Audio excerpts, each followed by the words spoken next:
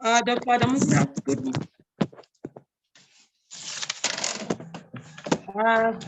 good afternoon, everyone. Okay, still morning. It's 11:19. You're welcome once again to another episode of our online discourse, the voice of the rural veterinarian. This is our second episode. And we had our last episode 2 weeks back, where we had Dr. Babangida Aliu from Talata Mafaraz and First State, who was our guest veterinarian, and we were able to share we were able to get a lot of insights about his activities as a rural veterinarian in his community. And today we have another guest veterinarian who is also a rural veterinarian. We have Dr. Adamu Bashir. Dr. Adamu Bashir owns private practice in a rural settlement, of course, and that's the whole idea. He is the CEO, Adamush Veterinary Clinic. This veterinary clinic is located in Bida local government area of Niger State. And we'll be hearing from him today about his experiences, challenges, opportunities, and basically an insight on his life as a rural veterinarian and how he's able to impact his community through his activities. So Dr. Adamu, I would, of course, I have a set of questions to ask, and you'd respond, and we'll just follow the energy of the conversation and make sure that our audience hear your voice. And when I say, and what I mean by hear your voice is to understand and, understand and feel and relate to your experiences, hopefully. So you would, I would want you to introduce yourself, your name, your state of origin, where your practice is located, the school you graduated from, the year you graduated from, basically information about you. Let's start from there. Dr. Adamu? Welcome, ma. Nice meeting you people. Good morning once again. Nice meeting you. My name is Dr. Adamu Bashir, hailed from Bida local government, Niger State. The CEO Adamu Bash Veterinary Consults, located in Bida, Niger State. I am a graduate of Usman Danfodio University, class of 2020. And from there, I proceed with my intern program at Imani Veterinary Clinic, Sokoto, along Abda Ifodio routes, where I undergo my internship. From there, I proceeded to my National Youth Service Corps, which takes place in Zonal Veterinary Clinic, Yaouri, Kebbi State. From there, I came back home and we started an idea of establishing our own private clinic, which I happen to lead a team of 4 veterinarian and 3 para-veterinary clinic within Bida, Niger State. From there, we came up with an idea of Niger State. Bida is one of the Asian cities that require the attention of veterinary service, and looking at the situation and the scenarios of what happened, and if we even to the past veterinary clinic, it will be something of so sympathetic with the caliber of people and everything we have when it comes to Bida, or when you talk about Bida, it will be so sorry to say there is not any veterinary clinic, both the government owned or that of veterinary private clinic, because the only government owned that we happen to know before our graduation was later converted to police station, and since then there is not any veterinary clinic, of which a lot of people are suffering with the veterinary services. That is when the idea came up of, no, our people demanded our services, so it's high time we come back and give the people our services. Okay, wow, that is really interesting. the government-owned veterinary clinic was converted to a police station. Yes, ma. Yeah, wow, and I'm glad that the people of Bida local government area of Niger State. Niger State is located in the north central part of Nigeria. And so I'm glad that the Bida people called and you answered. So can you talk about the scope of your business, the scope of your establishment? Let's call it that. What kind of services do you render? What kind of animals do you manage? What your clientele base is like? And let's start from there.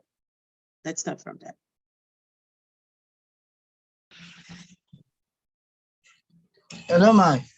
You're skipping. I can't hear you. No, I can hear you. So what I said was, this is. Ma? Yes, we can hear you. Yeah, I can hear you now. This is what the rural veterinarians suffer. So we're having a network glitch, but I think it's fine, right? Can you hear me now? Ma, I can hear you. Okay, can you hear me? Oh, of course, it's in a rural environment, and we're going to be having issues with the network challenge. The network has disappeared.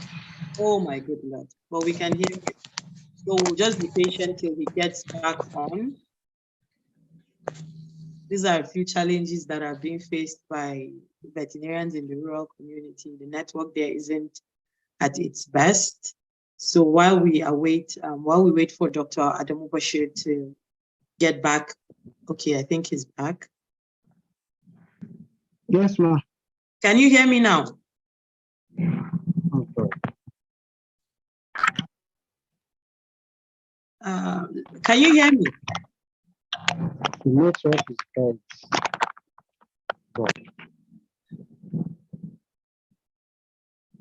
Okay.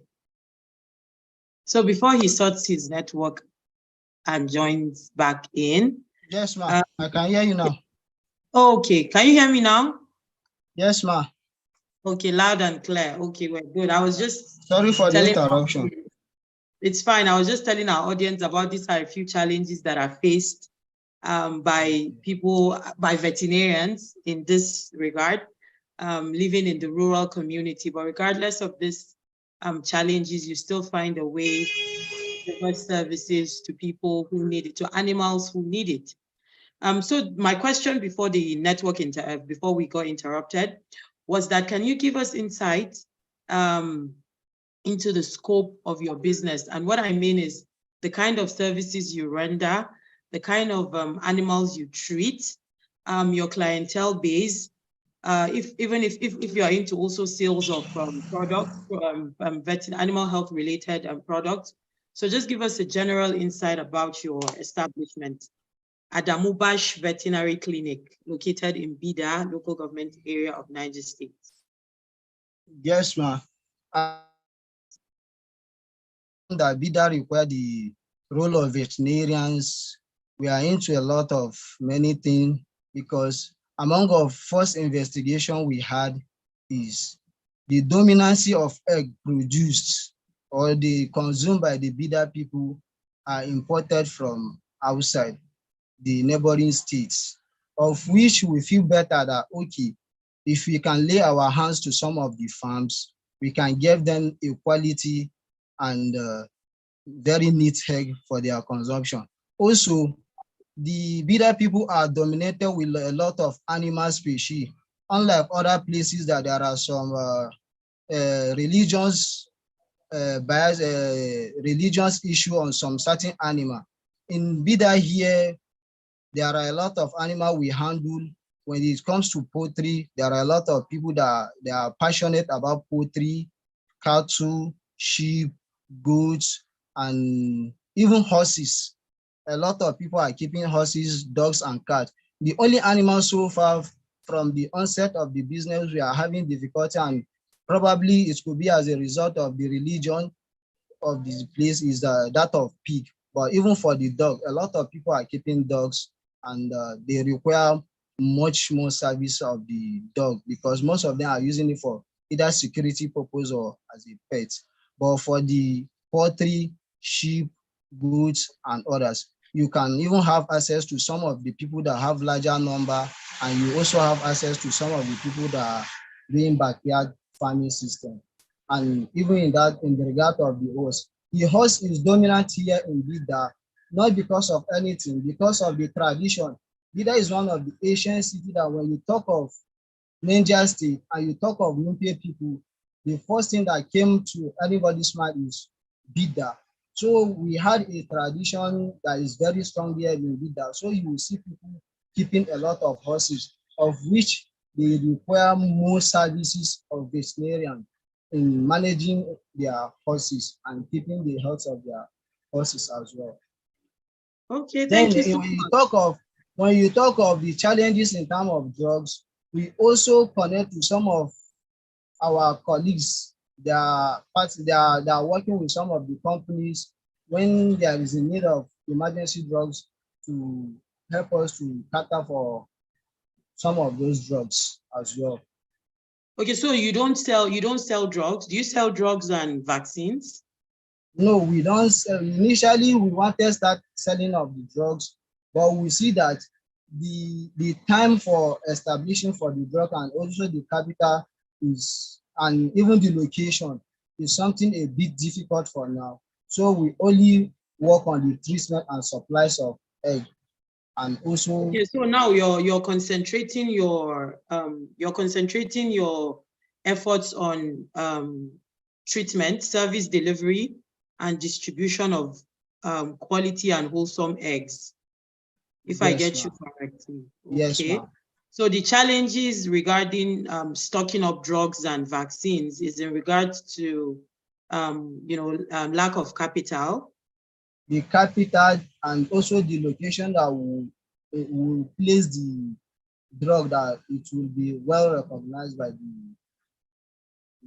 the people. But currently, we are working on how to see and tackle most of those But challenges. generally, do you think there is a need, of course, for that amount of the numbers of animals, the species of animals you listed? Literally, I think the only thing missing from the common species of animals found in Nigeria are the pigs. And, because of the religious inclination of the people in Bida, you might not find, Bida is a Muslim dominated community, so you might not find pigs. But looking at the species of animal you find in Bida local government, it means that having a standard store selling quality drugs and vaccines is a much needed intervention. So outside, other than Adamu Bash, is there any other veterinary pharmacy in Bida where you can get quality drugs and vaccines? I really want to, I really need this, like we need this information. Is there a veterinary pharmacy in Bida local government where you can walk in to buy quality drugs and vaccines? Is there Yeah, any?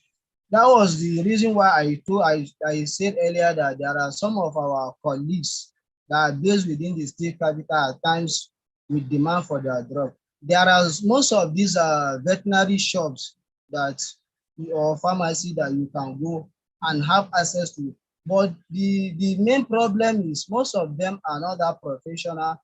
And the reason why we also stop buying from some of these veterinary vendors is going there. At times you will see most of them because the full animal that do comes to them, or ordinary person, layman that do come to them, the drug they supply to most of those people. You will meet some of them mixing oxytate, sulfadimidine, even amoxicillin, like 5 combination of drug, multivitamin in a bottle water. Then you will now be measuring it for the client to go and administer to his animal. So among of these challenges, whenever there is an issue that has to do with drug and it's not an emergency issue, we have to tell the client that, okay, for now, this is the drug we have to use. But since it's not emergency, we are going to order for the drug. Aside that, we also used to buy some drug in bulk for our own personal use, like some cases that came across, then we'll use it and deliver the service to the client. So But if most I of get the so challenges, if I get you correctly, we don't have a standard veterinary pharmacy where you can walk in and get access to standard professional quality drugs and vaccines in Bida. yes, ma'am. Yes, So ma'am. most of the veterinary pharmacies in Bida local government are run by either people who found themselves in the animal health space, either intentionally or accidentally, Yes, ma'am. and are not Yes, ma'am. doing these things professionally. For Yes, a ma'am. community with the amount of animals you've listed, and Bida being an ancient city with one of the most prominent traditional rulers in Nigeria, I think personally the king, the Etunupe has over 40 horses. And Yeah. every traditional ruler in Bida has horses too. At least you go to a house, a traditional ruler can have 5, and I'm sure we have over 15 traditional title holders in Bida other than the king himself, right? So there are a Yes, lot ma'am. of horses, there are a lot of goats and sheep. So you talked about poultry. Are we looking at small scale, medium, small scale / backyard? Are we looking at medium? Are we looking at large scale? What's the distribution like? Do you So have more there are, small, medium, regarding or the large? poultry aspects, aspect, we have the backyard, we have the small scale, we have medium as well as also large. Which Because one there is are people predominant? also the ruminant as well. No, There like are which people, one is predominant amongst the small, medium, and large? Which one do you see? the Which one? predominant are the medium. Oh, medium. Yes, ma'am. Okay, that's impressive. I would have thought, maybe there are a lot of women who keep small No, quantity of animals in their no, backyard the and dominants are the medium. medium. Okay, that's good to know. So so most of these livestock farmers you have, what's like, do you have more of men or women or youths? Like, what's the distribution like? Initially is more or less more of women because they are the one that do have time. But now it has becoming something of competitive. Even the youths are coming up now. In fact, some of the youth, if you sit down with them and guidance or counseling, they will want to venture into, and honestly, they are really trying their best. It's like most of them have the capital, but they don't have the idea of someone that will came up with the idea and guide them through. So most of the youths now that are coming up, when you sell the idea for them, they also came up with the work. But initially it was women, but now it has now become something of 50-50. Okay, but you Because had but as of medium now, the regarding the medium, is even the youth that are dominant in the medium aspect of it. okay. So generally, we've talked about the animals we find, the kind of services you render. What is the general attitude, the knowledge, and the perception of veterinary services in Bida local government? Are people aware of veterinary services? Are people aware of certain procedures that are carried out on animals? Are people even aware that when your animal is sick, there's actually a doctor who treats animals? What's the general knowledge of, Yeah, as we all Bida? know that Bida is one of the highly educated people in Niger states. Most of people are highly educated. So Do the you have do awareness you is, have do you have data to back that up? yes, ma'am. Oh, you I have think data. even I think even the first one of the famous professor, the late professor of veterinary medicine, Professor Shehu Bida, was held from Bida. And there The are other people, doctors and also the Gwaris and the Hausas will come for you. And when they ask me, I'll give them your name, I'll give them your address and your phone number so that they but that can. is it has been Anyway, a tradition. that's on the It lighter has been note. a Okay, go on. so since the level of the education in Bida is not that poor, and there are a lot of also veterinarians within the Bida, just that most of them They don't stay at home. Either some of them based within the state capital, or most of them work outside. So the knowledge and the awareness of the veterinary profession is not that poor in Niger State. The only reason is that, one, most of them, they lack access to most of these veterinary services, because whenever they had a case, they don't know who to call and where they will head to with the animal. At the end of the day, they will sell the animal at cheaper rate, or they will lose the animal completely. That is one of the challenges they are facing. But it's not that there is no awareness of the veterinary profession in Bida. No, there is awareness in Bida. Okay, so you know there is a level to awareness, right? So you have people Yes. who are learned, people who are educated, yes. But even within the urban settlement, you still have people who, when you say certain things, because where I worked before, before this my current job was the veterinary clinic. And there are certain procedures that when we do, people are still perplexed. Like, I remember a lady came in and she saw, like, we dripped her cat.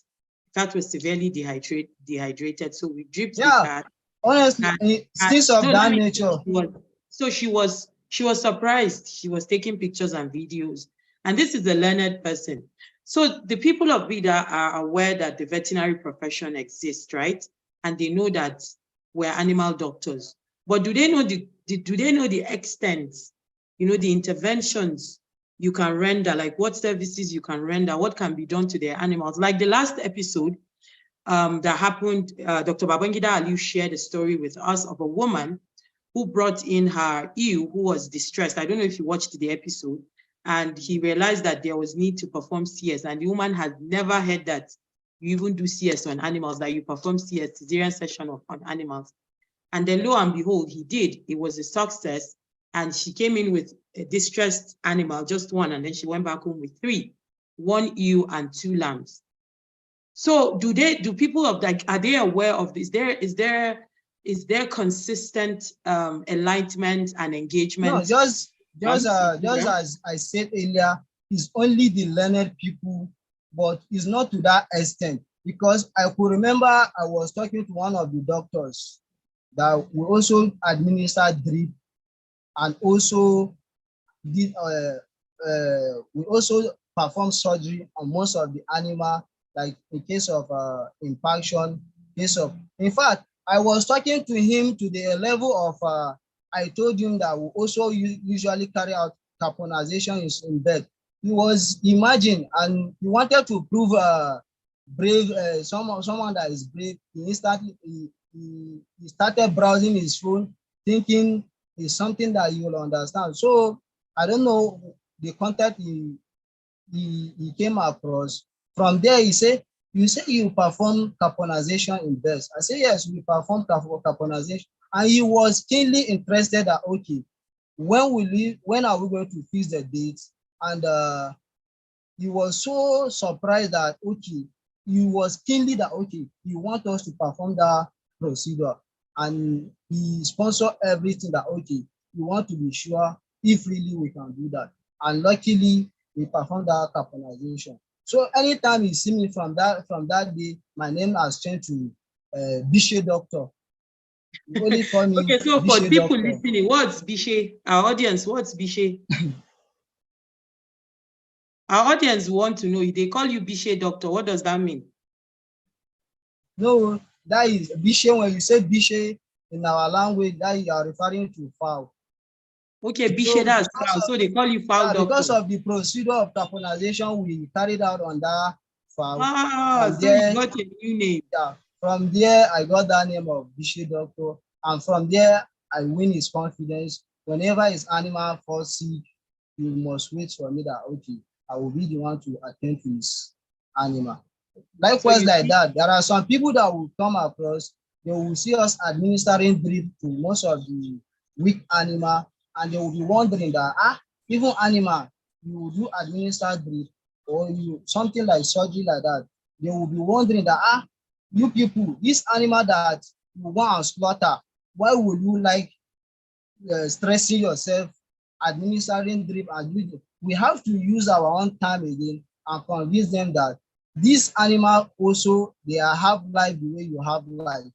And leaving them in distress is not ideal, even Islamically. So intervening, and the most part of it, the drugs you are administering to this animal, if you cannot take patient and you end up slaughtering this animal, you are consuming those drugs back indirectly, of which you are causing drug resistance. Then, aside from that, we do tell some of them that apart from drug resistance, do you notice that animal that is undergoing any medication, if being slaughtered, even the taste and quality of meat do reduce? Don't you know that even the meat quality do reduce? And some of them instantly, they will testify to that, that yes, the quality of the animal that is undergoing Okay, Doc, medication. let me cut in. So because we have questions, so though you're answering some of them, so there'll be no need for me to go back and ask them. But you mentioned something about enlightening your clients. So I want to ask, Yes. have you had any since the onset of your practice in BIDA, when it was established when? It was 3 years ago. 3 years ago. Have you had any coordinated, like an organized community engagement or enlightenment program for the people of BIDA local government, just to enlighten them on global animal health related problems like AMR, zoonoses, animal welfare, food safety, public health? So have you had any form of like an intentional community engagement? Of course, you come across clients one after the other, and then you speak to them whenever the need arises, right? But have you had any physical community engagement activities, whether as an organization or in partnership with the government or another private establishment? Have you had any of such in your space? No, ma. It's only when the need arises, we discuss with the client. But most of Individual. community engagement we do have is how to bring people into production to reduce the level of poverty and the unemployment. Those are what the focus are based on. But it's only when the needs, or we happen to meet a client which we think that is educated, then we do discuss most of this issue with him, and also see, in order to see how we can intervene in most of these things. But okay, so but it's not that you've had community engagement to with community members to enlighten them on animal production? yes, Have you ma, there had? are people we had, yeah, there are some people we had community engagement, and not only the only one. There are most of my mentor also who engage most of people like Comrade Madaki. He also, in fact, there was a program, empowerment program that was held, and he supervised the program and enlighten people about the how to rear most of these animals, most especially the poultry. And up till now, there are some people that he enlightened in that aspect, and they are doing better in that aspect. And up to now, it has become the source of their livelihood. There are some people, some people at times, you talk to some of them, some community, but if there, some of them might not have, they don't have the power of executing it. But despite that, there are some communities along agri axis. We sit with some of the community members, we enlighten them, we tell them the benefit of keeping these poultry birds and the advantage behind it. But it's not that most of them is all. I think since that day, it should be like 6 months ago, and it's only one person that key into it and is keeping the bird, and that has, and it has become an. One person is a good number, if you ask me, because I have learned that when you impact people, there are direct and indirect beneficiaries, right? And these things all culminate to make up, the impact we're looking for. Because this one person that has keyed into this livestock production program probably has 2 wives and maybe 10 children and other siblings who are dependent on them. So he is a direct beneficiary of your livestock production empowerment engagement. And indirectly, this is benefiting his family as a whole. And we can say it's the chances of him having more than one wife is kind of high, right? Because of course, it's a Muslim community, and someone told me that there are a lot of men in Bida that have more than one wife. I don't know. That have more than one wife. I don't know. Somebody just said, I don't even have data to back that up. I just heard a little bird just told me somewhere. Anyways, on a lighter note. So we can culminate this impact, to be a great one. We can't just say it's one person that keyed in, we have to look at it beyond the person who we directly engaged. That's why data is very, very is key. This can help you track your impact. So, so do you think that if people in Bida local government area are enlightened and engaged more in terms of livestock production, in terms of advocacies and enlightenment in relation to antimicrobial resistance, food safety, zoonoses, and other public health related problems, do they have this? What aura are you getting from them? Do you think it's something they warm up to? There are people who clearly by seeing them, that they're hungry for information, they're hungry for knowledge, right? So do you think the people of Bida would welcome such engagements? Yeah, ma, there are some of them that we enlighten in that manner, and I can count at least not less than 10 of them currently that they don't consume any sick animal again. Any sick animal, they have disease from consuming it. In fact, I know of one that has even testified to me that even in his own house, because he has even stopped buying meat from abattoir, because there was a day I was engaging in that even our abattoir of that they like the standard. So that if you at times most of these sick animals are sold to most of these butcher and they bring it to market. So since then, for him to feel satisfied, he prefers slaughtering the animal by himself. He doesn't engage himself in buying meat outside again because he was scared of the antimicrobial resistance discussion we had. So from then he had desist from even buying meat from the market. So you can see, so this same person, in fact, he told me that after the discussion, he took his own personal time. He went to abattoir just to observe how they are handling their own meat. But to his greatest surprise, reaching the abattoir, he said, in fact, whosoever know how meat are being handled at abattoir, nobody will buy meat from the market again. Everybody will prefer to get his own meat or find alternative to meat. But not everybody would have the privilege to do that. That's why it's a collective responsibility for us as animal health professionals and other public health related professionals to make sure that our general abattoirs are in safe condition, because not everybody has the luxury of owning an animal or slaughtering the animal. And by the way, where things work, you're not even expected to slaughter anything in your house, right? Because there are rules and regulations governing purchase of animal and slaughtering of animals. So it is our collective responsibility to make sure that our general central abattoirs are working. You mentioned at the beginning that Adamu Bash Veterinary Clinic has 4 veterinarians, right? Is it 3 or 4? Yes, 4.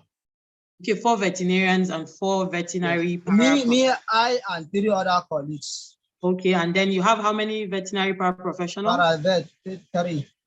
3, okay, making 3 7. paravets. So what's your clientele? How many patients, how many clients do you have as of today in your book? How many clients do you have today as of today? Normally at times, sometimes, since there is also a fan visit, we go to, in fact, as of yesterday, we couldn't finish the work because in total, like I'm saying in total, now I can say, okay, let's say I have Tumsia Veterinary Clinic, and when someone walks in and says, how many clients do you have in your register? I can say, okay, I have like 50. So how many clients do you have right now in your register? Both farms? Currently, the client that we had and registered with us, they are only 20. And these are the 20 that whenever they had a case, they do call on us. They are Okay, only but you 20. also attend to other people. But who there are are some that these people do refer them that maybe if they have a case with the animal, they will either ask them to call one of us. Then we will go and attend from there. We will also use our diplomacy of educating the person, and from there, the person will feel more confidence with our practice. And that is So this how is your 20. So this is your 20 registered clients. What species yes. of animals? Okay, let's say you have 20 of them. How do I put it? What kind of animals do they keep? Majority of this your clients. Do they mostly have poultry, ruminants, horses? Yeah. Animals? For the dominants are the ones that are keeping the sheep and the sheep, goat, and cow are the dominant. But we have like 5 currently that are also registered, but mainly is for poultry production purpose only. So But what's the the dominant are relationship? Okay, so what's the relationship of veterinarians and veterinary paraprofessionals like in BIDA? Do you have a cordial, what kind of relationship do you have? yeah, in Bida here, most of us, since we are a bit in some scenario we are friends, some scenario maybe you are a friend to someone, but not directly to the veterinarian. So that friendship is there. That friendship, and whenever they call that paravet and maybe something is beyond you, you will call on the veterinarian. Maybe you will refer them to us. So what you're saying Please. is you have a good working relationship with veterinary Yes, paraprofessionals in BIDA. But you still have, I'm sure you have challenges with quackery, because you made mention of people who mix different classes of drugs in the same container and dispense to animal yeah, owners. So you're yeah. still, we'll come, anyways, let me not jump the gun. We'll come to challenges where you tell us the challenges and the opportunities that we have in BIDA local government. Though you talked about some of the challenges like lack of access to quality drugs and vaccines, and also lack of availability of enough professionals, veterinarians within the local government. And so how available are you? Are you available? Are you a 24-hour veterinarian? Do you work 12 hours? So how available are you? When anybody calls you, do you go? Like even in the middle of the night, do you go to people's houses to help distressed animals? So how available are you?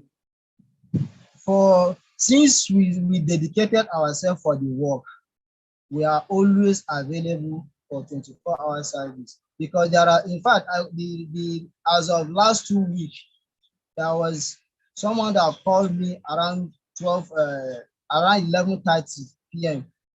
He told me around 11:30 p.m. that his animal has been in labor for a longer period of time, and you only want me to be there to see the condition of animal. I told him that I cannot come, this is late hour. He said no. In fact, the person has to use his own bike to come and carry me at home, just to go and relieve the animal from the pain. So in most cases, if I'm not available or I'm engaged in one activities, my colleagues do take over. And that is how most of cases we do have division of labor.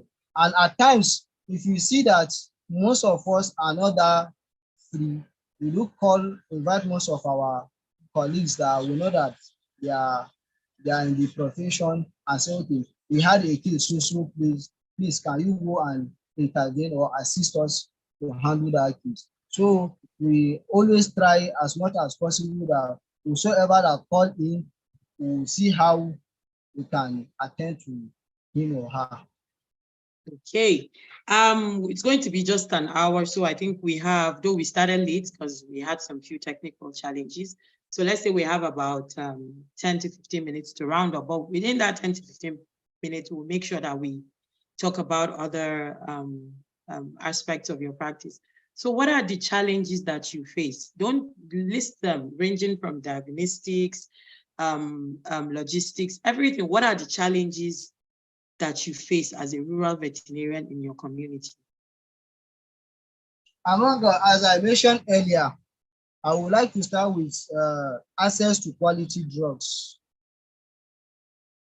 In most cases, most especially pet drugs, when we do have issue with pet drugs and vaccine, because whenever we have a case that has to do with pets or has to do with vaccines, we have to wait or keep the patient pending on the person that will supply the drugs from us, either from Mina or Kaduna.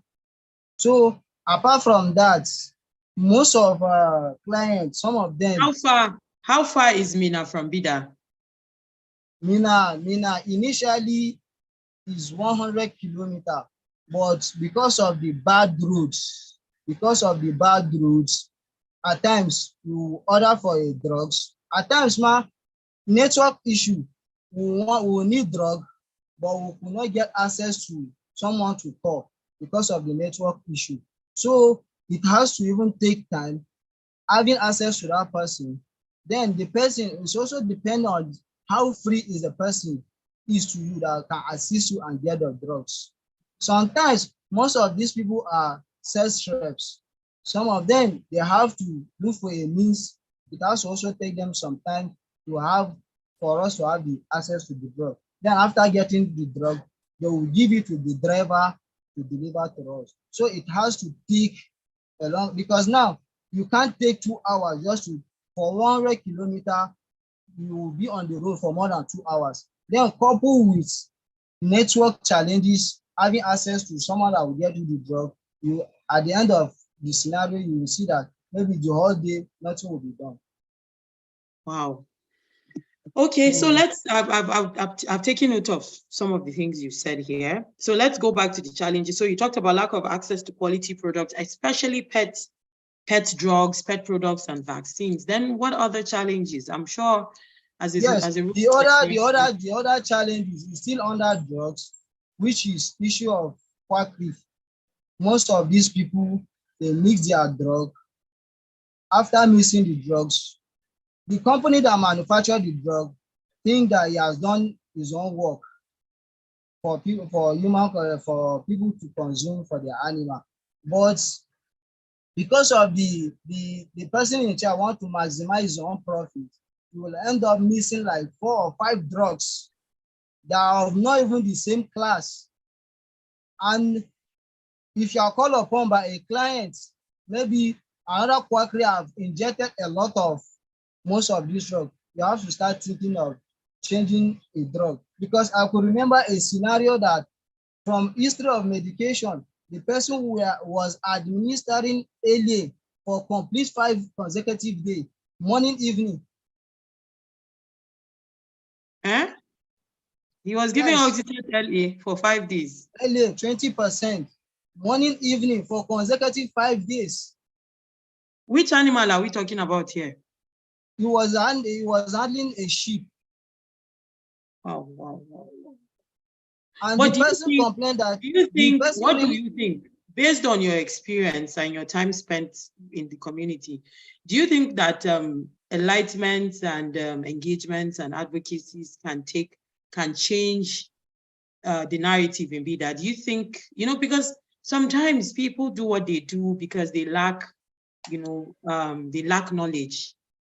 Basically, they lack knowledge. So sometimes all we actually do is, we keep blaming people for certain ways they behave, but has anybody made an attempt to enlighten the community and to carry everybody along? Even these veterinary vendors that are the so-called veterinary vendors that are mixing different classes of drugs, most of them just are like, okay, this is what we grew up to. This is what we grew up and met. This is what our fathers have been doing, our forefathers have been doing, and it's been working, and nobody's saying anything. But sometimes they lack knowledge about animal welfare, about animal management, and a long list of things. So sometimes we need to actually, rather than battle keep battling the quacks in the sense that stop it. We need to give them a reason why they should stop. And the reason is to give them access to knowledge. That's the only reason they'll be able to relate to why we're asking them.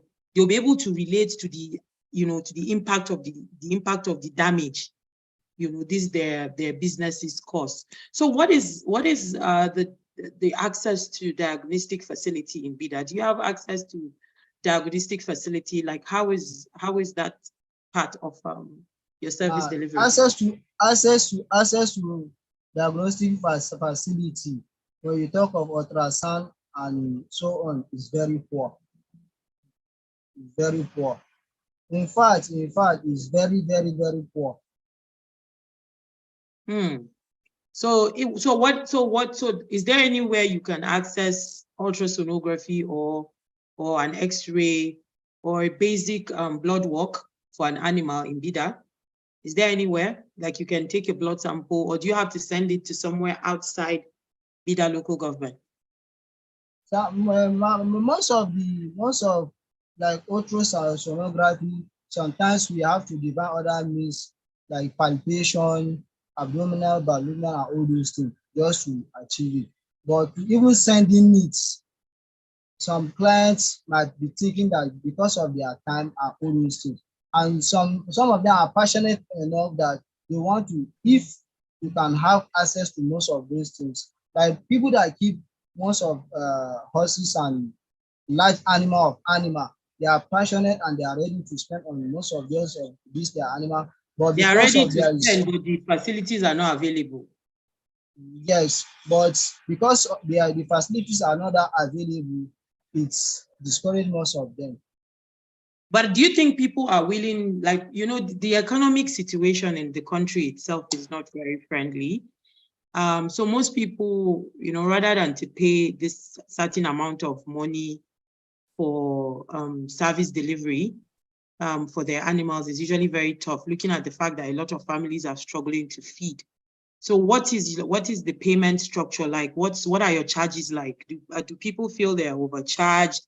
Do you need to convince people over and over again to say, okay, this is why I'm charging so amount? So how is it? How is that? The nature of our charges, depend on the status of the clients, because in fact there are some clients that you even the charges you are giving him, you're only helping him, because in a scenario that you are charging a client 600, 1,000, in most of these cases that you are handling, like a case of PPR or helminthosis, you charge like 1,000, it should be as if you are helping the client. But there are some people that you can charge them even 20,000, 30,000 or so, more than that. In fact, there are some clients that will write a drug for them of over 100,000, they will buy the drug, and at the end of the scenario, they pay us for our service and we do.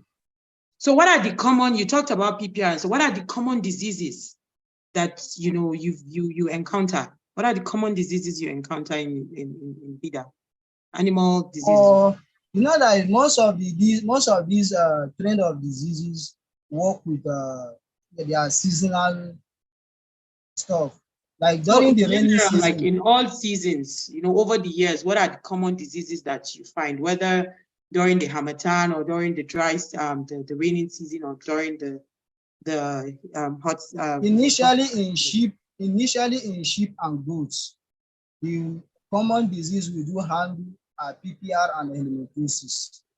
Okay. But because of the awareness and sensitization of most of these people, like strategic deworming and all those things, strategic treatment of the animal, most of those things are reducing. But when you talk of those keeping poultry birds, most of the challenges we are having is Newcastle, coccidiosis, and sometimes IBD. Most of. Okay, what about in horses? What are the challenges? What are most of horses cases is either colic or injury, maybe fracture or maybe injury due to careless handling of the horse.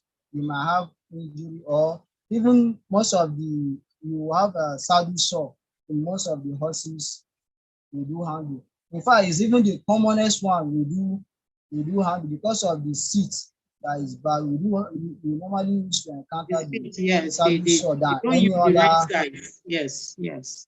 Yes. Okay. All right. So we talked about PPR, and PPR is cheap and good. Has there been any enlightenment on vaccination in your community, PPR vaccination? Do you Yeah. engage in? Yes, Okay. most of issue of vaccination, you do talk to most of them, but they are not responding to the So you issue of can categorically say that the response or the acceptance of the vaccination. vaccination, let's now we're specific. Is it generally about, is it general resistance to vaccination regardless of the species, or there are certain people who allow their animals to be vaccinated? Let's say poultry owners, do they warm up to vaccinations? Yeah, for poultry owners, they honor the vaccination. The pet owners, such as dog and cat, they also honor the vaccination. But for sheep and goat, someone that have Why like do you think? five Is or it ten, because they feel the vaccine is too expensive, or they don't believe the vaccine works? some of What them, is some your of them, experience? some of them don't believe, and some of them are thinking that with 10 animals that I'm having, you are telling me to come and do the vaccination of that animal, which he believe that with biosecurity and proper management, we can overcome that. But for poultry and pet owners, they don't joke with most of their. In fact, at times they are the one that will even be calling that it's time. The time has due is done. Is due for the So for the vaccination. small ruminant owners, you think it's about the cost? Yes, Okay, it's about that's because why they're resisting. Yes, but with a lot of engagements and eye-opening sessions, they would be able to see the value of vaccinating their animals. So we talked about challenges: lack of access to quality products, quackery, lack of access to veterinary diagnostic tools, challenges with pricing, lack of knowledge, and capacity building for animal health professionals within the community. So with all of these things put in place, I'm sure that we'll be able to deliver a seamless service to the animals in Bida local government. And what this means is that you have healthy animals, you have healthy human beings, you have healthy environment, you have sustainable livelihoods. There are a lot of people who depend on these 1, 2, 3 animals they own as as a source of income for themselves and their family at large. So what are the opportunities? Let's talk about the opportunities. After the opportunities, I want you to sorry, sorry. Can you hear me? so I can't hear you. Can you hear me now? Yeah, I can't hear you. Can you hear me? You see, rural veterinarians. These people are really, they're really going through and Dr. Bashir could decide to go and live in an urban settlement, but he's from Bida local government. He has identified a challenge in his community, and he's ready, and willing to provide a solution to this problem. My sis, Okay, can you hear me now? I can't hear you. Okay, but we can hear you, so I guess it's a network thing. We'll just give you a few seconds to see if you can see. Can you see me?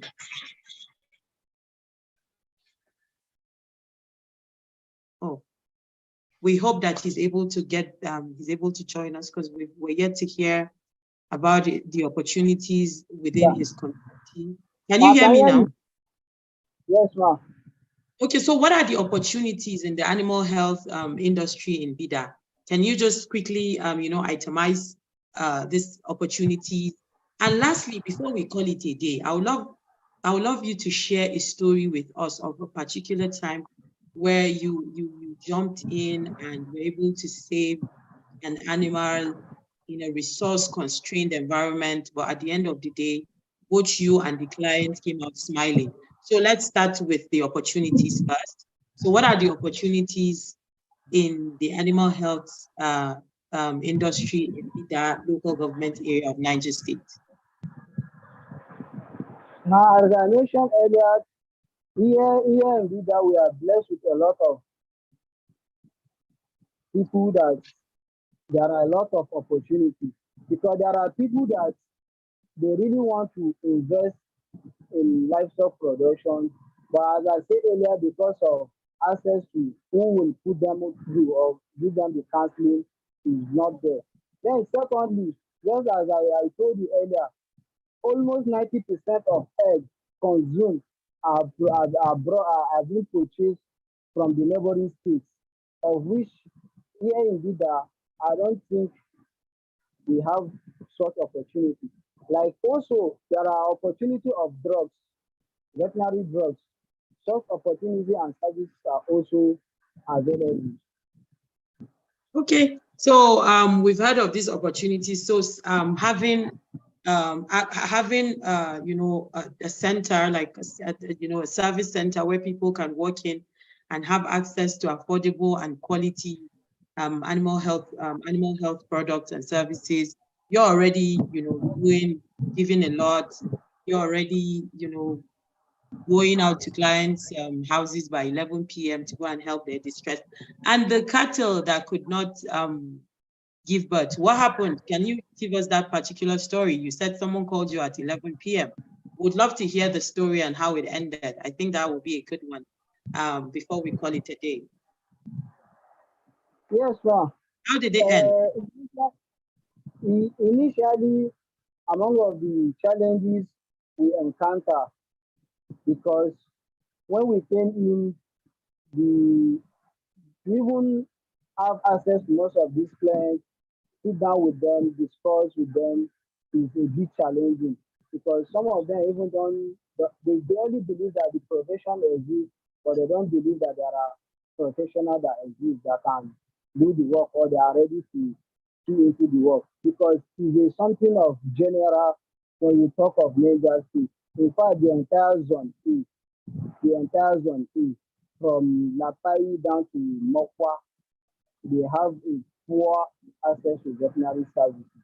So when we came in on board, people were thinking that maybe we just want to perform a try and error or a miracle, or in fact, some of them we have to convince them that we are really a graduate, we graduated from social school. At times, because we are not with our license, sometimes we have to show them our graduation picture to even believe with most of Wow, our you have to go that extent for people to believe that you're a veterinarian. yes, yes, we have So to that show means them either our we graduation really need to picture. work on getting we really need to work on getting a centralized, you know, like an identification for veterinarians in Nigeria. Because I can only imagine me needing to pull out pictures from my phones to convince people that I am a veterinarian. But at the end of the day, we just have to do what we need to do to make sure that we're able to support the animals in our community. So before you talked, you know, you mentioned this challenges of convincing people to even accept you as a professional who wants to help their animals. So I said something before now, and I'll go back because I want to know how it happened. You mentioned a man he called you at 11 p.m. to come and help with a distress. Was it a cow or an ewe? A and E. So can we hear that It was story? How an did E. it end? How Yeah, did it end? as the man called me, I even asked him where did you have access to my number. He told me from his friend.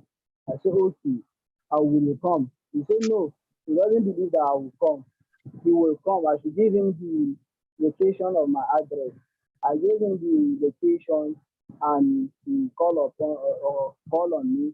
Reaching there, I realized that the who was under distress, there was already the profusion of the anterior posterior presentation, but it was the one of the leg is still hanging inside.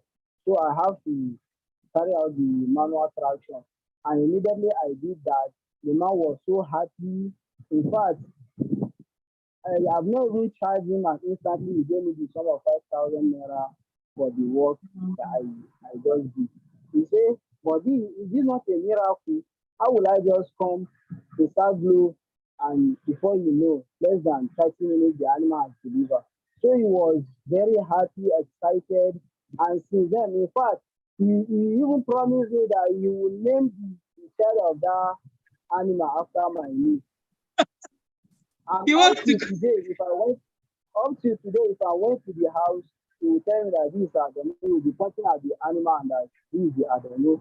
Ah, that's really nice. So this is, this for me, this reaction we get from clients is fulfilling, and the more reason why we need to continue doing what we're doing. We don't get tired. It's what we signed up for the sake of the safety of the public health. We just cannot give up, and not just because of public health, for the sake of sustainable livelihood for animal owners, and we just have to keep doing what we're doing. Thank you so much, and I'm happy that somebody was super impressed that you saved the animal that he ended up naming. Doctor, can you hear me?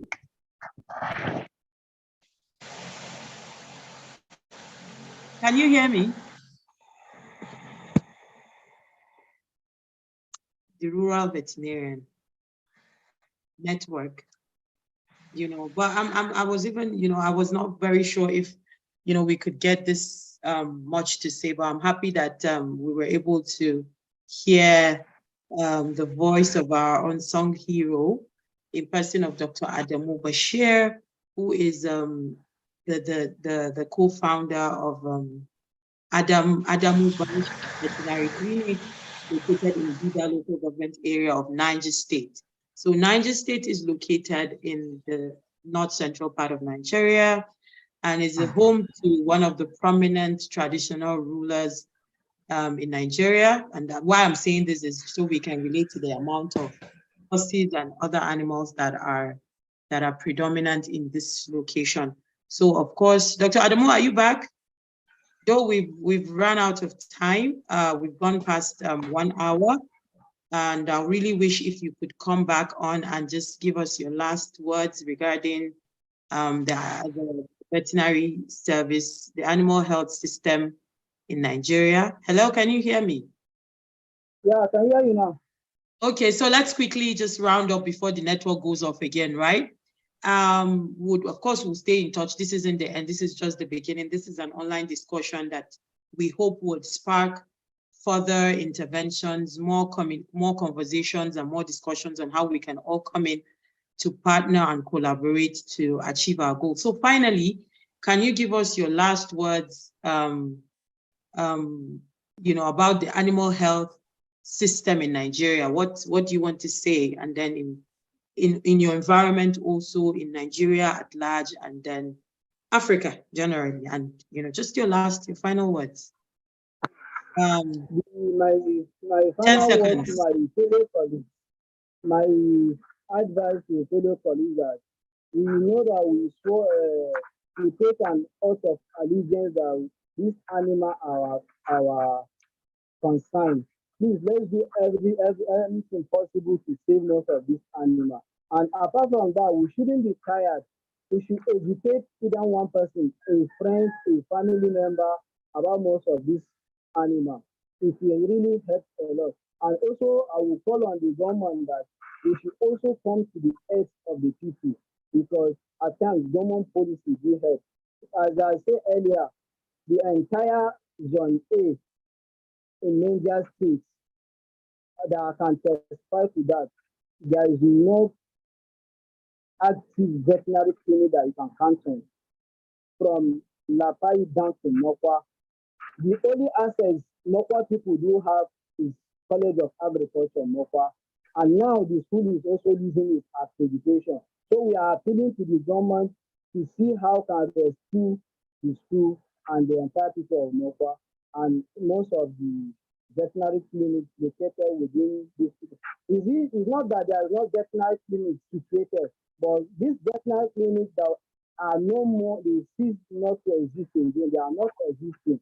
So we are appealing on government intervention to see how it will come to the end. Because if the government can come to the end of the scenario, it will really help the means of livelihood, and it will as well reduce the unemployment rate within the country and the state at large. So thank you so much, Dr. Adamu. And when you let me just think, when you say zone A, is it a single place, or are you talking about different local governments? Yeah, zone A comprises of about 8 local governments. Oh, okay. Lapari, Azore, Bida, Mokwa, Lavu, Baku, Kacha.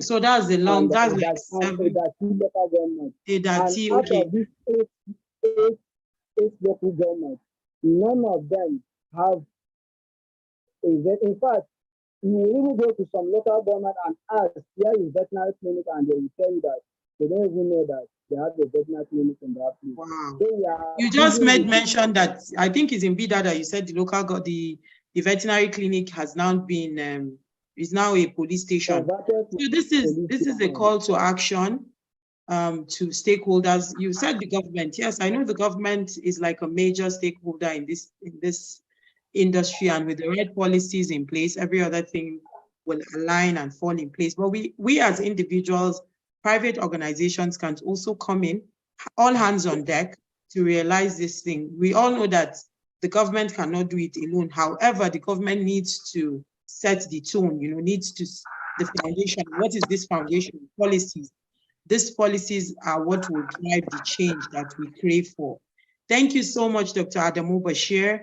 And we're really, it was really exciting to have you here with us today.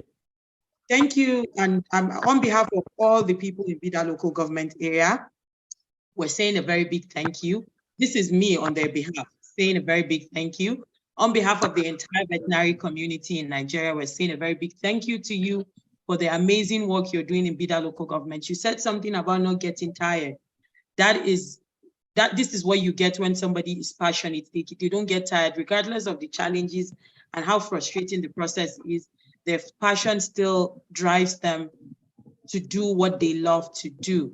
Thank you so much, everyone, for streaming in to watch the second episode. Thank you, Ma. I also wish to extend most of my gratitude to the entire family of Farmer Alert for this creating of awareness.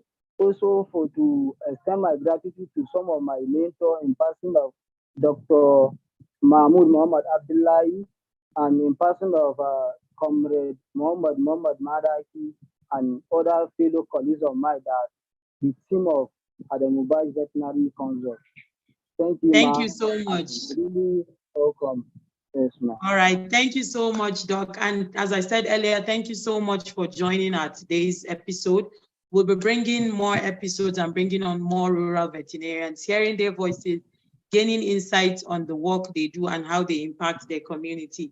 Don't forget to like, share, and of course, subscribe to stay updated with all of our notifications and content upload. Thank you so much. I'm Dr. Tumsia Maimunaman Issa, and I'm the Community Engagement Manager for Farm Alert.